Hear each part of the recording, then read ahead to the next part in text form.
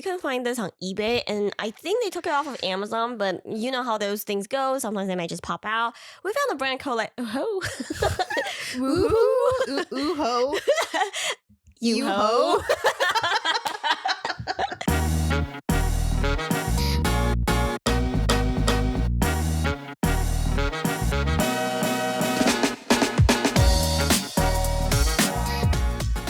All right, welcome back to the Chemist Confessions podcast. I'm Gloria. I'm Victoria. This is a human conversation on all the skincare science we talk about on the daily. And today is a Decode episode. We are about to dive into the world of hyperpigmentation. Ooh. So it's going to be another 1-2 series. And so strap in, everyone.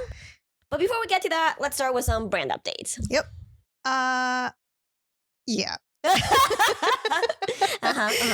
The first bit of very good news is that by this time, Balm Voyage is back in stock.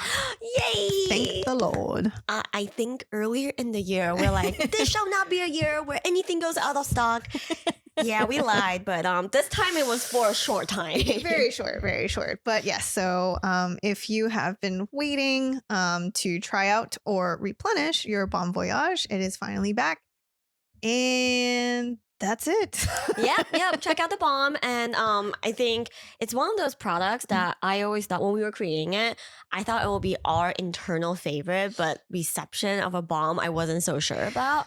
So really thank everyone who really loved the concept and made this a sold out item. And also just appreciates what we put into it. The pain, the blood, the cost. But yeah, the other bit of good news though is that the free samples are finally back as well. With the new website transition, we had to make sure samples were going to be taken in correctly. So yes, if you now purchase anything over $50, you can choose the sample that you'd like. So yeah, definitely take advantage of that. You will see that in your shopping cart upon checkout. Yep. Last but not least, our incubator program is now live. Yes, you should be receiving an email pretty soon. If you signed up for a program already, you should get email from us pretty soon about whether or not there's a study that you might be interested in. If this one isn't for you, don't worry about it. May or may not be one more coming very, very soon. Yes. And also, it's also not too late to apply.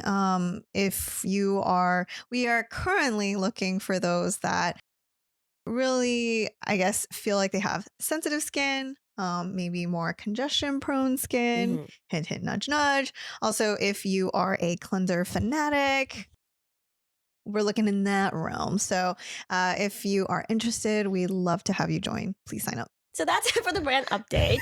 All podcast listeners can still get free shipping on any order with code PODCASTSHIP.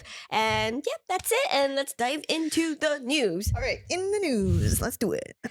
First, we have a bit of business news. The brand Naturium has been acquired by e.l.f. for a cool $355 million. Ooh, yeah. I think it's pretty exciting. Affordable skincare and affordable makeup. I did like one of the lines from this article. Expected to double e.l.f. Beauty's presence in skincare to approximately 18% of retail sales. So it's clear that e.l.f. really wants to start expanding out into skincare for realsies. And I agree. Naturium is definitely that brand to do that. Yeah, so keep an eye out. I don't expect anything to change very much for either brands, but it seems like a really good match. So congratulations for everyone involved. Hey, all right. Next. We got more lists. Yes. So I found this list for the 10 most popular celebrity brands. Interesting. I think a lot of the metric is hinged on social media presence. Yes, I was going to say the same thing. Yep. So I'm going to go through a list really quickly and have Victoria tell me what is not surprising, what is very surprising, and whether or not we agree with the list. Okay. So it goes in the order: Rare Beauty, not surprising. Kylie Cosmetics, I guess not surprising. Fenty, Definitely not surprising. Florence by Mills. Very surprising. I literally did a double take and go, who? REM Beauty? Yes, I think that's okay. I'm mildly surprised. Yeah. Jeffree Star. I didn't know it was still relevant. Me too. That's the one that I was like, are we still on? Oh, okay. Yeah. Cool. Supergoop. Okay. Which I said there, I was like, oh, right, I guess that sort of qualifies as a celeb. Is that is it? I thought that was different than Goop. Okay. Yeah. Whose celebrity celebrity brand is this? Yeah. Because I thought it was just sunscreen. Yeah, no, it is, but Oh, I okay. don't know. Yeah. Okay. House Labs Okay. with Lady Gaga. Rhode Skincare. I thought that would be higher, but maybe that's because we dabble in skincare too For much sure. and we need to get out. We definitely have confirmation bias here. And then last but not least, Goop. Okay. So I would say this list isn't surprising in terms of popularity level. I think I am surprised by Jeffree Star still being so high up with I think I'm not very deep into like makeup drama, but I know there's some drama there. And Yeah, we know nothing, guys. we don't know anything about makeup. So it's kind of like, oh, at least I feel like when Jeffree Star was at its peak, I feel like I see it all the time on social media, but I haven't seen it in quite some time. And like Victoria mentioned, the two of us don't dabble in that space as much. So yeah, just count us out of the loop. I think I'm most surprised by Florence by Mills. Yeah. But then again, I guess it captures a market that none of these others really capture. That's true. Definitely That's a good focuses point. on the teenager realm. And they're expanding. I think she just launched a fragrance as well. Oh, that's hot. So Hot. yeah, interesting all around. I think House Labs, I've always thought was very cool in their new launch, not the Amazon start launch. That was very weird. very Yeah. weird. Yeah. But I didn't realize. But very cool. Yeah. All around. Awesome. So speaking of trends, of course we have to talk about the top skincare TikTok trends More as of late. So right now, what's trending on TikTok? We have wrinkle patch, which I'm not surprised by because Victoria and I recently just decoded a bunch of new launches in this realm. So clearly, this is definitely I don't know what came first, but there's a lot of new wrinkle patch launches, and it's also trending on TikTok. I would love to know, do people use these religiously? Are people out there? I don't really know. I guess in terms of skincare content, I can see it just being something visual, like, oh yeah, haha, my wrinkle patch. But again, I feel like I've only seen 20-year-olds use wrinkle patches. Yeah. And I'm like, why are you? Okay, what? Hey, you do you. I'm not your mom. Yeah. So I'll be honest, I don't know if this is my favorite trend on the list, but agree. Definitely seeing a lot of these like more anti-aging patches come out for sure. Yep. Next, we have face mist, micellar water. Throwback. Yep. Spot treatment. Okay. Which I'm like, okay, that's cool. But at the same time, like, oh. Is it a trend? Yeah. Or is it just an acne problem solver? I don't really know. I think I don't know why it's trending, but yeah, spot treatment. Lip scrub. Face wash, which face wash that's trending not a trend, is weird. guys. Yeah, it's just Come on, man, that's a staple. wash your face. That's cool. Next is facelift tape. Okay, extension of wrinkle patch, I assume. Yeah, I've seen one video of it, but it does look like just a strategically placed tape around your face. I believe. So that's been around for a while. There's a brand called Frownies, and that one is really gnarly. If you have a significant other, just put that on your face and don't say anything and go to bed. I think you're supposed to sleep with it on. But it's like this like skin colored adhesive that you put on your frown line, specifically in the frown zone. Oh. And it's quite actually, let me just Google it for Gloria so she knows what that looks like. Let me see. Frownies.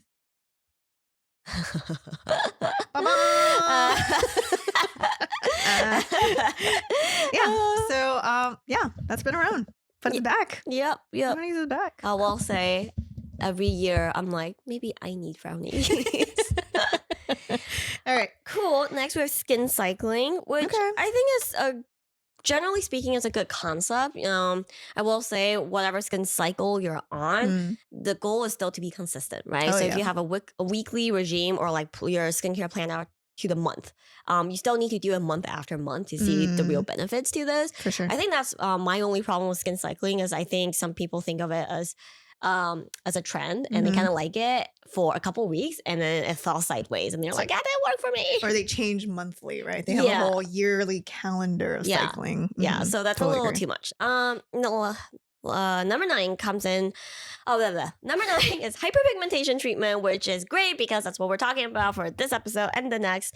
On target. Yup. And then last but not least is lip mask. Lip stuff will always be popular. I don't think that'll ever not be popular. I think how you carry your lips is like, it kind of comes and goes in terms of how like trendy the topic is. Yes. So like a good lip sugar scrub is always in.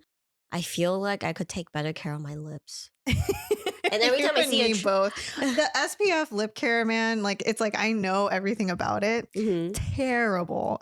Still terrible at remembering that stuff. Yeah, so. for sure. Yeah. Cool. All right. And I guess last but not least, Gloria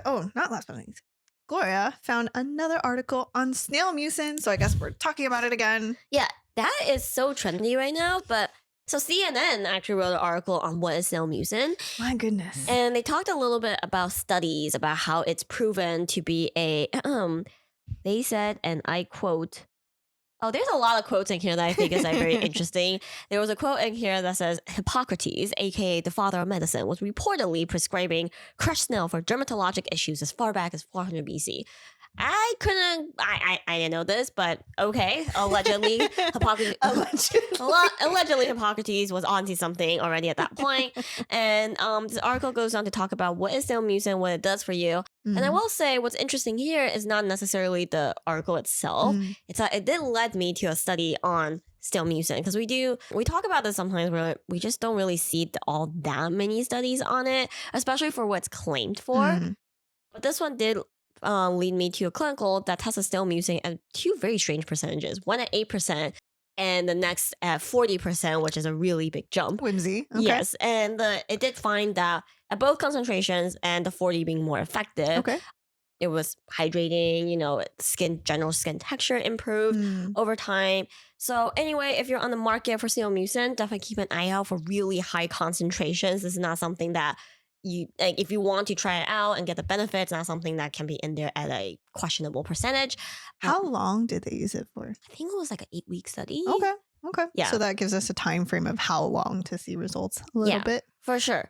The classic, I think pretty much a cold favorite product here is CosRx's snail mucin line. And I believe the toner comes in at 96, basically 100% snail mucin. And what was interesting is while I was, putting this together, I also find that you can find really questionable dupes out there.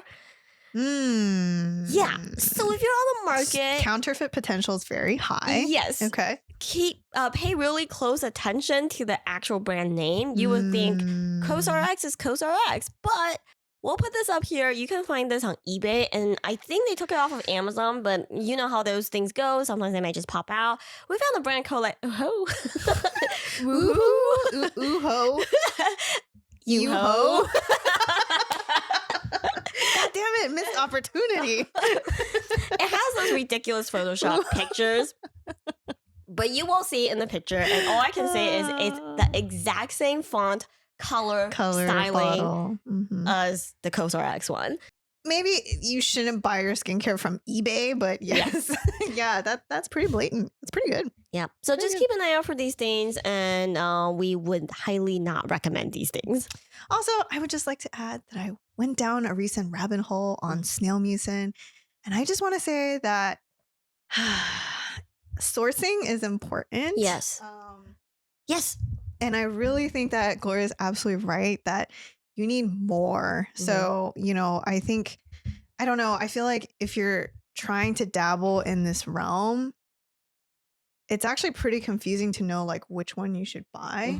But I guess, CosRx is like the most classic one to purchase. And I think that's fairly a big chunk of that is the snail mucin extract. So I feel like if you maybe just try not to get too creative, like trying to shop for the right one in this sense, I would start with a CosRx and see how skin does with it. And then you can try expanding out. I don't really know. Cause I feel like the realm like Gloria found with the eBay counterfeit knockoff, it's like really wild. I didn't have a lot to of brands we don't know. Yeah, I didn't have to dig very far. Yeah. It was pretty much on the first page of Google. Yeah. That's how bad it is. Yeah. So, but anyways, the point is also too with this category, we've kind of mentioned this before, is do manage expectations. There's a lot of really wild claims that are tied to this.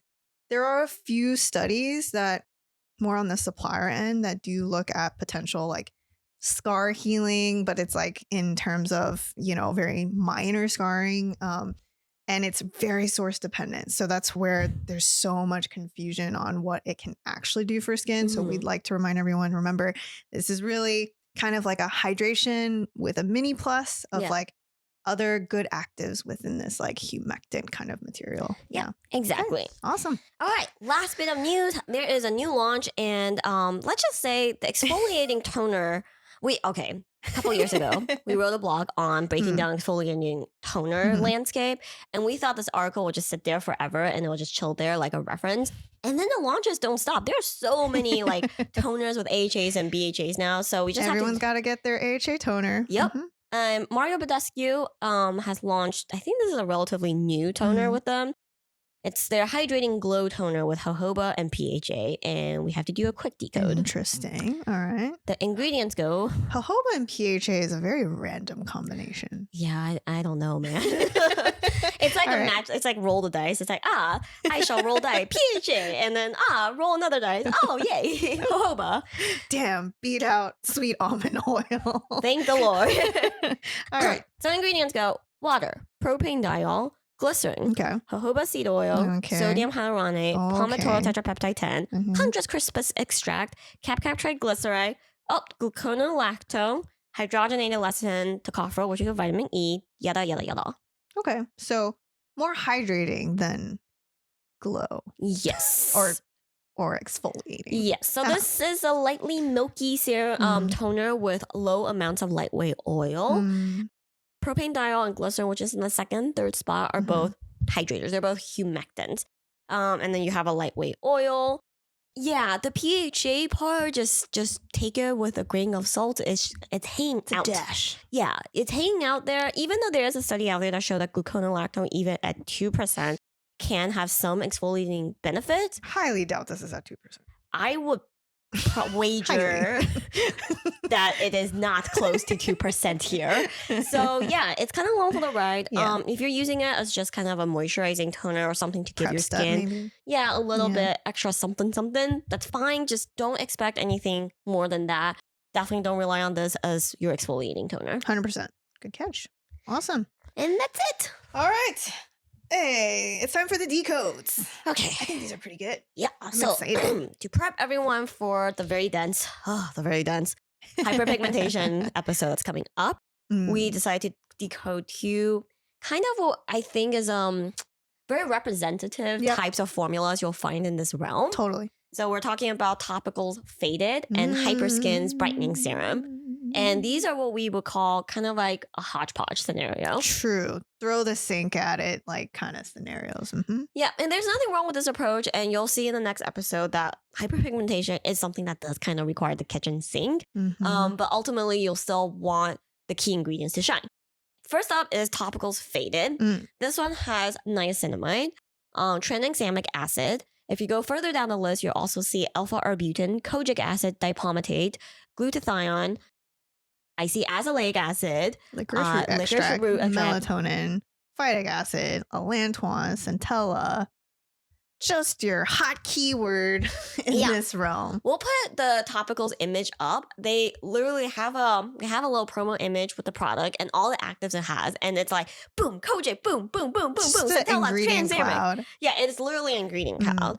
And they also did a consumer perception study for 4 weeks where 100% of the participants claimed that their skin has improved overall. 96% have found that their skin tone looked more even. 96% of the participants found that the dark spots and hyperpigmentation were less visible. And this was done with 32 people, and it has a before and after picture where I think it kind of goes in the realm of it's a picture. The lighting is not very consistent. It looks like a selfie pic. The quality of the picture is not the best either. How would we describe this picture, Victoria? Yeah, so this is your typical non-professional photo. Usually in these consumer studies now, they can have users actually send selfies of their progress. So that's why the lighting is slightly different. The angle's different. So it's definitely not your most professional photo that you'll find. On top of that, I think it is still pretty convincing. the thing that I do want to mention as an acne person and someone who probably, and for those of you who also deal with acne on your own, is like healing rate of acne versus pigmentation can be very different timelines. So I feel like it's like, oh, this is promising, but I'm still, especially because maybe I'm jaded and we know so much about hyperpigmentation. It's like, I don't know if I'm going to actually get these results tackling my hyperpigmentation concerns, just because of the way acne can heal so rapidly for certain, especially for people who are using maybe like other topicals and whatnot. So that's probably the only like asterisk I would put to this before and after, and just like managing expectations. But I do want to talk about the Inky real quick. Yes. Okay, this type of ingredient list is very common. Yep. And I'm trying to figure out like what is the best way for someone to like look at this and like take away what exactly they're getting. Because there's going to be a cutoff where Gloria and I can tell you definitely not all of these guys are working. Yep, like, and that's just the way, that's the name of the game in formulation now. And I'm just trying to think like what would be like if you were to try to plug this into your hyperpigmentation routine, like what would you say you're getting? So you're definitely getting niacinamide. Yep. For sure. That's the fourth ingredient. You got tranexamic acid and then kojic, maybe. I don't know. Kojic is so volatile. It's actually kojic acid dipalmitate. Yep. That one I don't know about. Never mind. Scratch that. Yeah. So I think my takeaway from this is I would zoom in on the niacinamide and tranexamic acid and say these are the two that's probably doing most of the heavy lifting here. Most hyperpigmentation actives are tested at least 1%, if not 2%. Niacinamide and tranexamic acid are both tested at 2% up. Tranexamic acid, I think the lowest concentration data is actually at 4%. So these are all higher use level ingredients.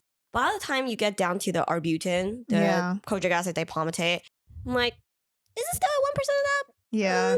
And then you go down to azelaic acid, which is tested at 10 to 20%. You're 1,000% not getting that down there. Exactly. So that's where we want to just like, this looks very appealing and it's capturing a lot of really good actives that are on our radar. But I'm definitely not looking to this to say like, oh, I'm getting my azelaic acid here. You know, so hopefully that helps give you guys a little bit of some way to organize where this product fits. And maybe if you're someone that maybe already has an niacinamide product, or you already have a tranexamic acid product, like you kind of know what you're focusing on. And it's going to be important. You'll see when we talk in our hyperpigmentation episode next. Yep. Next, we have Hyperskin's Brightening Dark Spot Vitamin C Serum. So vitamin C, of course, is a star here. It claims that it has 15% vitamin C and 1% kojic, which I'm glad they called out the 1% kojic. Perfect. So you have water, the 3-O-ethyl version of vitamin C, kojic acid, and then after that, there's a lot of extract. You have aloe, you have uva ursi, which is extract that's thought to contain skin brightening ingredients, and also licorice root extract.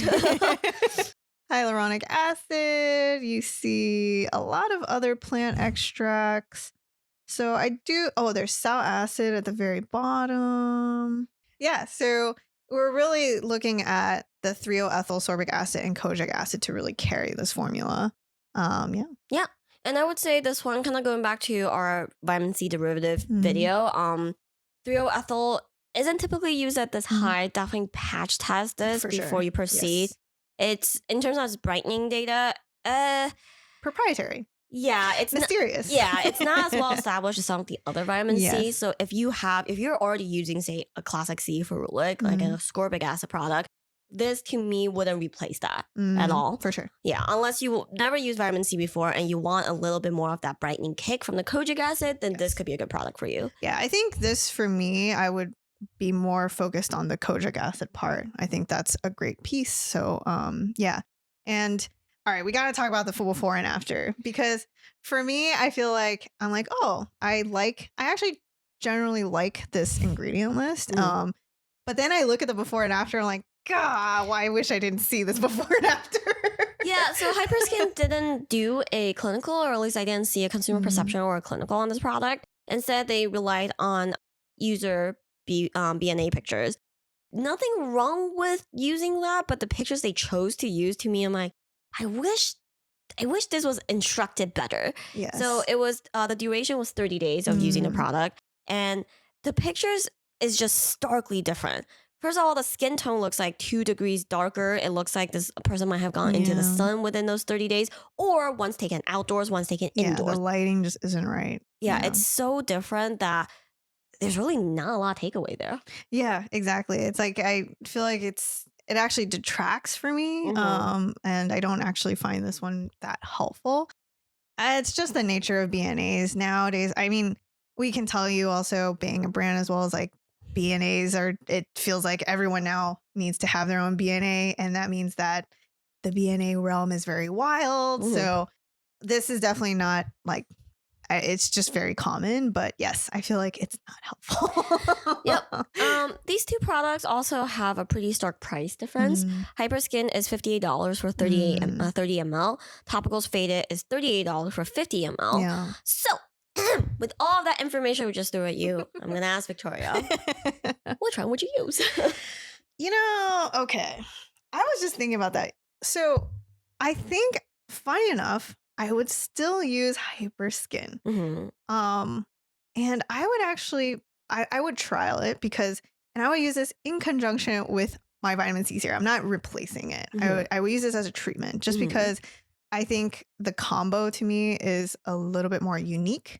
And I personally don't need more niacinamide or tranexamic acid in my life. So that's my personal take. But I was going to say, I think there's a case to use both products. And I feel like these are actually two different tiers of products. I almost feel like Topicals Faded could be that like maintenance product that maybe you're not like actively targeting and trying to treat more, I would say, moderate to severe hyperpigmentation. I was like, I could see this as like part of someone's routine. But for Hyperskin, I feel like maybe it's someone that's trying to be a little bit more aggressive about it. I don't know. What do you think? That's a great point. And I think that was the one point I really want to make here is you might think us choose one or another, but because the star of the Hyperskin is the vitamin C and kojic, and the star of the topicals is niacinamide tranexamic. These don't really interfere with each other, so if you want to use both, you absolutely can. I personally, I just don't see it placing my routine for either type of product. I hate to say, but that's me because I already have niacinamide in my routine, in my moisturizer, and I already have a standard ascorbic acid. So do I expect the 3-O-ethyl to bring a lot more efficacy? I don't know. But that's just me. And yeah, like Victoria said, for those of you who want to dabble in hyperpigmentation, these can both be good options, but just kind of temper your expectations, especially don't get overwhelmed by the really long and really impressive like resume of ingredients. You're not really getting all of them. So yeah. There's no way. Your formula can only hold so much. And these actives, again, concentration matters. So you need to make sure you're getting enough. And there's no way to make room for all of that. So I think that's such a good point. And then the other thing I was also going to say is I just feel like, and maybe you guys will feel it too when we talk about hyperpigmentation, it's just like, it really feels like you have to try everything for a very long time. Yes. And that's the nature of hyperpigmentation and the reason why we usually talk about it during the fall time. You're going out a little bit less. Your UV exposure is a little bit less. It's a good time to just, sit down and, start really tackling hyperpigmentation through the winter month. And Oh, and the last thing I want to bring up is Hyperskin has kojic acid and Topicals has the dipalmitate version. These are both not very stable ingredients. So definitely keep these products at a cool place. And if you see it start getting darker and darker and darker, it's not your imagination. It's the kojic acid going. So definitely use them up as you open them. Dying a sad, quick death. Yes. Yes. So yes, that's the decode for today. All right, let's wrap this up with some Q&A. All right, first question. Regarding hyperpigmentation, is there anything besides sunscreen I can use to avoid it in the first place? Yes, so sunscreen is definitely one of the main ways to prevent hyperpigmentation. Number 2 is avoid excessive irritation to skin. Post-inflammatory hyperpigmentation is one of the main reasons why these patches may develop in the first place for a lot of skin types. So if you are someone, you notice that maybe after you pop up extra angry acne and it fades into a bit of a dark spot, then you are someone that might be prone to post-inflammatory hyperpigmentation. So just treat your skin gently. Vitamin C also is still a great preventative topical all around. By that, we mean no sorbic acid. So that would be another product we would recommend. But I do want to say there is an element of genetics in here. Yeah. So, can you avoid it completely? Probably not, but there is ways to kind of curb that progression. But it is what it is. It's part of aging. It is part of photo aging and chrono aging. So that's just kind of a way of life that we deal with. I personally have a lot of freckles, and during summer, if I'm not very mindful of my sunscreen, they will start to connect the dots a little bit and turn into sunspots and patches. So yes, say it ain't so. No, but anyways, cool. All right, next question. All right. This person writes, from a chemical standpoint, what does soothing mean? Ooh. I read in your materials about the soothing benefit of silymarin and elantoin, but I don't really understand what soothing means in this context. Do you mean anti-inflammatory, like a topical steroid, or something else? That is a great question. I love this question. I do want to add this woman is a doctor, so Signing that makes off. a lot of sense. Signing off. Well, yes. Exactly that. Yes, usually that means it's been looked at on some sort of anti-inflammatory pathway. Mhm. And as you are going to be well aware, topical steroids, a lot of them are, if not OTC, then prescription only. So these are lingo that us We can't say, in use. the cosmetic camp. Yeah. So instead, we got to say things like soothing, Soothing. calming, less angry. Yeah, it is definitely a cork in the claims, Yeah. which also means this category is very hard for us to decode Mm. because it's not a regulated term Yeah. and you can't technically say anti-inflammatory. How these soothing materials are evaluated can vary far and wide in between. Some don't need any testing. Yes. I think a classic is a lot of these ingredients they look at for wound healing Yeah. is one aspect, and then there's actual inflammatory response. Pathways. Like SLS irritation test Mhm. and see how skin recovers is one pathway. So a lot of times we look at if it's been tested on skin for any capacity, like induced irritation and see how skin recovers test is a good one for us to look at. Yep. But it can be a little bit wild. And like Victoria said, there are many plants that's like, oh yeah, it's very soothing. You know? Let's just it'll help skin. It'll calm it. Yeah. Good enough. Yeah. Cool. Anyways, all right. So that's the end of our episode. Nice, short and sweet to the point. Yeah. Hopefully that is a little bit of a teaser into next week's. But otherwise, where can they find us, Gloria? You can find us on our website at chemistconfessions.com. Write to us at info@chemistconfessions.com. Or you can DM us on Instagram at, did I say that already? No. Oh, okay. You can DM us on Instagram at chemist.confessions. I don't think so. If I did, there's a lot of chemist confessions thrown at you. But More yes. importantly, we are also on TikTok, but do not DM us on TikTok. But if you do have a question, definitely leave it in the comments below. Otherwise, we will see you guys next week. Bye.